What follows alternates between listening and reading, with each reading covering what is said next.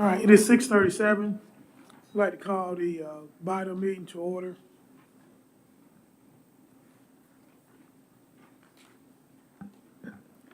Mr. Chairman, we do not have a quorum on council present. Councilmember McKenzie is present via Zoom. However, the Open Meetings Act prohibits active participation when we don't have a quorum present. And so while she is present, I believe she'll be acting as a member of the public in that capacity. And so there is no meeting to call to order for the council. Okay. If at some point you get a quorum, could you please? Yes, sir. I do not anticipate we will have a quorum this evening. Okay, thank you. All right. Roll call. We will start, if y'all don't mind, for a corner. Yes, sir. You just introduce yourself, and we'll just come all the way around. Eric Fisher. Stefan Gresham. Jerome Russell. Sabretha Beasley, Administrative Assistant to Economic Development, also the BIDA Secretary, Assistant Secretary Treasurer. Good afternoon, everyone. I am Mercedes Miller, the Executive Director for the fabulous Georgia International Convention Center, the Gateway Arena at College Park, and the College Park Historic Golf Course. Thank you. Good evening, everyone. Shannon James, Aerotropolis Atlanta Alliance. Dr. Emmanuel Adijiran, Interim City Manager for the City of College Park. Good evening, everybody. This is Ed Wall. I'm Financial Advisor to the City College Park and BIDA.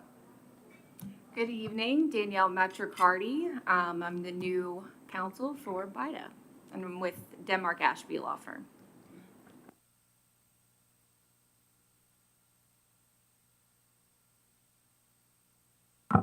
Celissa Jefferson, BIDA appointee, Ward 4. Dr. Lethea Williams, Secretary Treasurer, BIDA, Ward 1 appointee. Tracy White, Chairman of BIDA, Ward 4. Ward 3. Bianca Motley Broom, Mayor. Clenny Brown, Deputy City Clerk. Tracy Arnold, Councilwoman, Ward 3. Roderick Gay, City Councilman, Ward 4, and Mayor Pro Tem. Rod Mullis, Real Estate Developer. Alicia Houston, Real Estate Broker and Ward 1 resident. Jim Nolan, Developer, Jefferson Park Flats.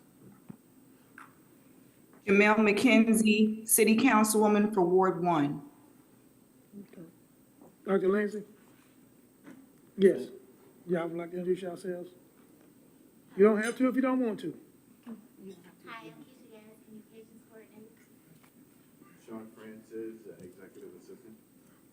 Bugle Lindsay, Ward 1. Over in the corner, over on this side over here. Would you like to introduce yourself? I'm Adrian Murchison. I'm with the Atlanta General Association. Okay, thank you. Welcome.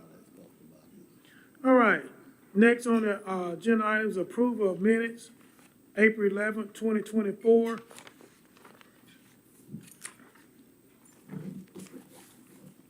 Is there a motion?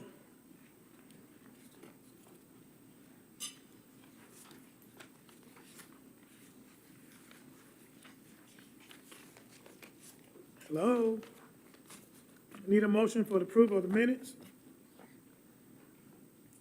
So moved.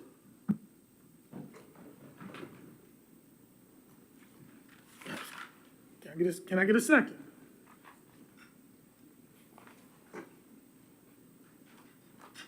Hello?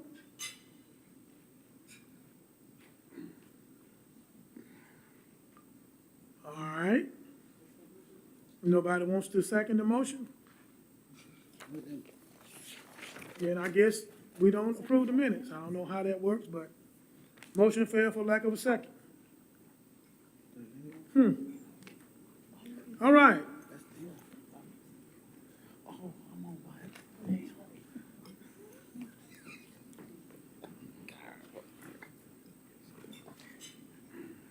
Addition, deletions, amendment, changes to the agenda. Hearing none, we'll move on to new business. Introduction of the new BIDA attorney. Good evening. So I already introduced myself briefly, and I met a few of you this past weekend at the tour. So Danielle Matrocardi, I've worked with the City of College Park for a little over 8 years. Represented BIDA before, very familiar.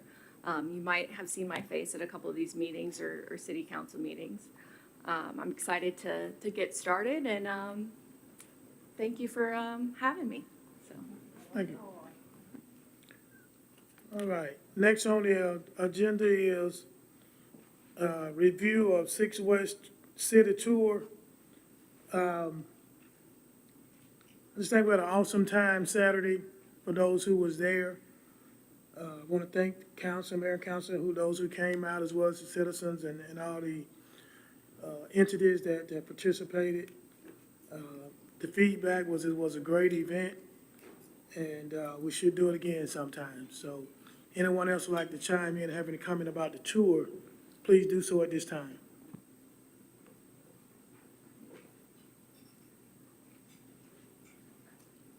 All right, here now we'll move on to the next item. Item C, live streaming of vital meetings. I'm not sure what the discussion is there, but it's open. Live streaming of vital meetings. Anyone care to talk about that action? Yes, I will. I'm not throwing this out for a vote, I'm throwing it out for consideration. Based on history, why are we live streaming the meeting compared to the other boards? And if it's a valid reason, should we continue? And what's the cost? So I'm putting this out here for consideration. Live streaming, should we continue? And what's the cost to the bottom line? Okay, anyone else? So I guess there's no action. I'm sorry. I mean, I would just say that I'm all for maintaining the level of transparency that we do have in regard to our development authority meetings, if anything, in reviewing the agenda packet. I would advocate for streaming all of our board meetings as opposed to not streaming BIDA, because I think we are making important decisions on every board within this city, and our citizens should have that access. If it's an issue of cost, let's go to public safety and cut dinner. Okay, thank you very much. So I'm assuming we want to take an action. I'm assuming that we just want to discuss that, and we'll put it on the agenda for the next BIDA meeting for a vote. Okay. GICC update.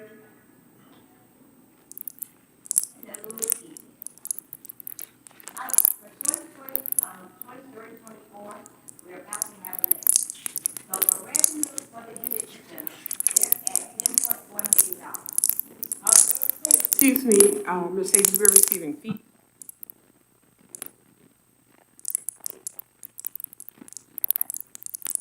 That's not you, I think it's something else.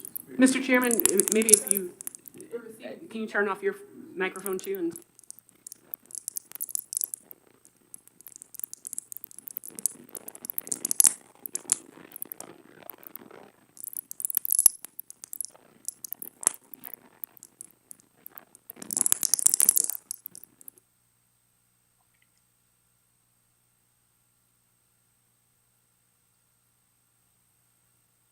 Not a problem. Let us begin again.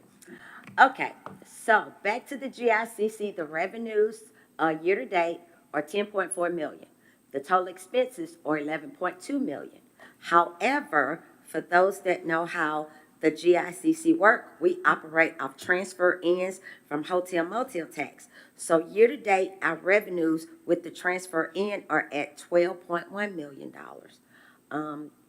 So that's your lesson in where we transfer revenue from. Because we impact the room nights in the area, those are transferred in every month. The arena, the total revenue is 1.2. Total expense, again, is 6.3. But with the transfer in, we're at $5,067,000. The golf course, the same thing. Golf course revenues are showing at 273, but with their transfers in, it is $528,814. So as you can see at the bottom, the total hotel motel tax that has been collected year to date, and they're 2 months behind, is about $5.3 million. So that's the exercise in how the GICC stays afloat and how we affect the hotel motel tax. Sure. Can you wait till I finish? Yes. Even though I understand the transfer in, golf course is operating at a tremendous deficit. And while I understand the transfer in, that's money we take it from other funds, the golf course at least held its own, that money we transfer in can go somewhere else. So why is that the golf course operating at such a huge deficit? Well, the golf course before was working under a management contract. So they were paying the city a management fee in order for them to take all the revenues. So I think the last manager made about $4 million, but that's because he controlled all of the food and beverage, he controlled all of the alcohol, he controlled the prices there. So we don't have that control now. And again, most of our groups are gonna come in the spring. So they haven't even reached their peak time. But that's the difference between being under a management and just being under a department in the city. Because they haven't been under a department in the city for a while, other than after COVID. I think they went under recreation, and then from recreation, it came under me. And you saying we make more money if we put it on the management company? Well, management, you're guaranteed revenue. And then they get to set the fees to make what they want to make. And part of the reason that it came up under us is because we had the alcohol license. And unless it's under a management company, you can't sell alcohol because the city can't get an alcohol license. Okay. All right, the highlights for May, we have Spelman College. They're expecting 10,000 people. We have 8 graduations for South Fulton. They're expecting 30,000 people. That would be in the arena. And then we have the Clayton County graduations that would be here. I think this year we have 17, and it's going to be a total of 80,000 people that go in and out of the building in 4 days.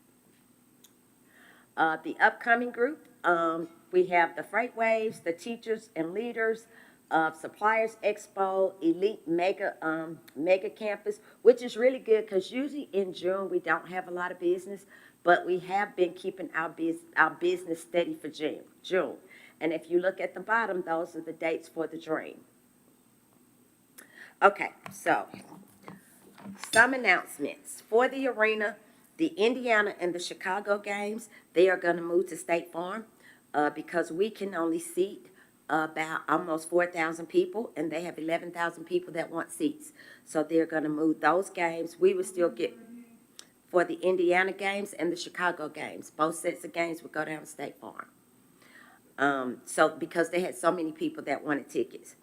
If you all remember last year, I flew into Palm Springs to speak at a conference on esports. So this year we're working on a group for esports for 2025. So they're going to be in 6 days, and they'll have about 1,200 rooms. So we are working on that group.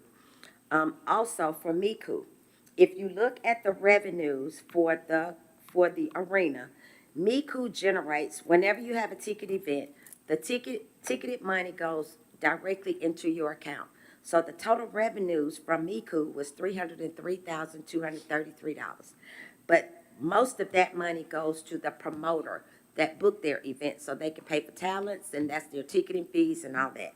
So what we made from the event, we made $20,000 in food and beverage, we made $20,000 in parking, and we made $40,000 in rental and ticket fees. So we made almost $80,000 off of the Miku. And that was a Japanese hologram concert. So there was really no stars. It was just a hologram. And they were sold out. For the convention center, this week we had the senior summit. We had over 750 people from Fulton County. They came out. They had a trade show. They had breakfast and lunch. And I thought it was a successful event. And on Monday, we are hosting an event called Manners Matter. So what we are doing, we are having the College Park Elementary School. They're coming over to a meeting room. It's going to be set up like a restaurant. It's 78 students and 20 teachers, and they are going to be taught manners and how to eat at a restaurant with a 3-course meal. So the chef is going to come in, he's going to explain the meals. They'll get all their courses separate so they can learn how to have a 3-course meal with fork to eat with knife, where to put your napkins. So we're doing that with College Park Elementary School. And for Spelman, the guest speaker this year is going to be Angela Bassett. And then the person that's receiving the honorary award will be Justice Katanji Brown Jackson. And just FYI, in July 1st, we're going to be taking our parking up to $15. So after the graduations are over, you will see signage and you'll see advertisements where we're going up to $15 for our parking, which is still cheapest one in the area. The Marriott charged $18, and over at the airport parking area, they charge by the day or by the hour. So we would still be the least expensive parking in the area, but it would boost our revenues. Are there any questions? Could you tell a little bit about a successful event with Vice President Kamala Harris? Oh, okay, you're right. I forgot. We hosted 2 weeks ago. We had the Vice President here, Vice President Harris. It was a great event. It was a short-term event. We booked that event within 3 days. We got her in safe. Our mayor and council got an opportunity to do a meet and greet. And then she spoke to small business owners about the different opportunities that the White House would be honoring. They looked at other venues for this, but because we hosted the Democratic event last year, we have hosted, I think, 2 presidents and the First Lady, 2 First Ladies. So the FBI and all the security people know our building. They know what we're capable of doing, but we got her in and we got her out. I'm always happy to see them coming and to see her leave the building safe, but it was a very successful event. The building was on lockdown. We had half of our building moving out from a hair show, and everybody had to fill out a form and do a background, so it was not open to the public. We didn't control anything except being allowed to have the mayor and council and the city manager here. But it was a very successful event. It was on the news and it was in the paper.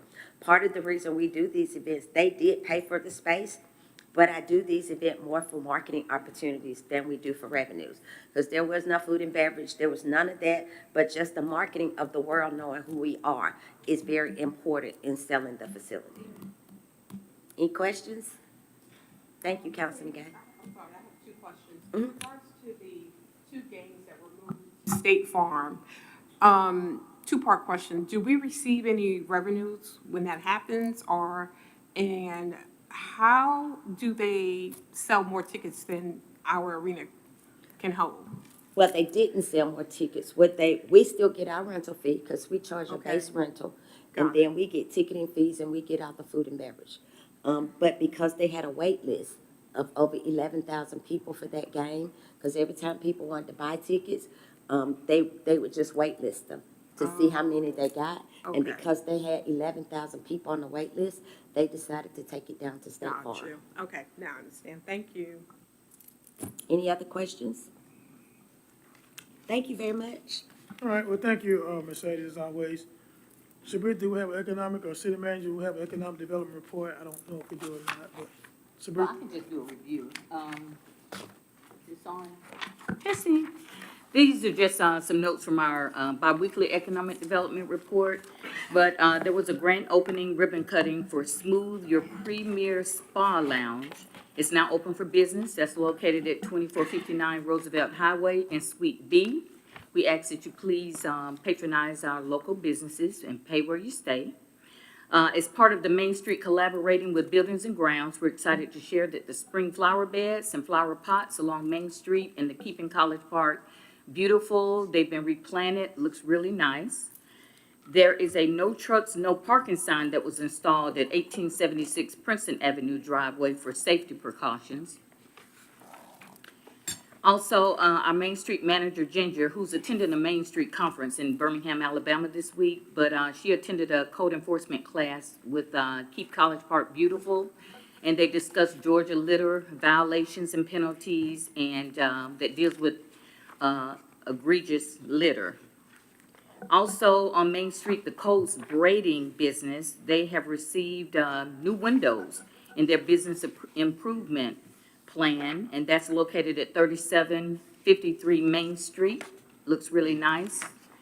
We also had Ms. Tasha Hall Garrison. She continued work with the FOA group and trying to go ahead and clean up and board up the Price Barbershop. And we just had a DIY for people that didn't know much about 6 West. The 6 West area was once home to 2 elementary schools, florists, doctor offices, churches, stores, piano teachers, seamstress, baker, daycare center, funeral home, cab stand, the Indians Negro baseball champion team, single-family homes, housing community, and so much more. Also, we did also do a highlight about the upcoming BIDA 6 West tour of businesses that Chair Wyatt talked about, and it was very informative, and we did see a lot of things that we want to improve throughout the city with the BIDA and city properties, giving more information on signage, improving signage, so it was very nice. Any questions? Thank you so I much. don't have a question. I'm sorry. I don't have a question, but I have a comment. This is Councilwoman McKenzie. Go ahead. I just wanted to, I didn't get a chance to, can you hear me? Yes. Councilwoman I McKenzie? So I this, wanted to, if I Okay. may, so, if you could reserve your comment if there's a time for public comment, since there isn't a quorum. So there is no public comment. So there isn't a quorum, so we can't technically talk city business. And since this is related to city business, anyone who's not on the BIDA board cannot speak during this meeting, unfortunately. Okay. Okay, other issues? All right. So, now we'll go to, all right, well, we're gonna enter to an executive session. Can I get a motion for executive session? Point of order, Yes, motion to executive session to discuss real estate. yes. We'll just name all three just to be safe. Personnel, litigation, and real estate, even though I don't know we have them all three, but I generally like to just state them all. Can I get, is there a second? Second. Got a motion and a second, all in favor? Aye. Any opposed? Motion carries. We're not, so you don't have a quorum, so. I don't have a quorum. So we're gonna enter an executive session. Have everyone clear the room, please.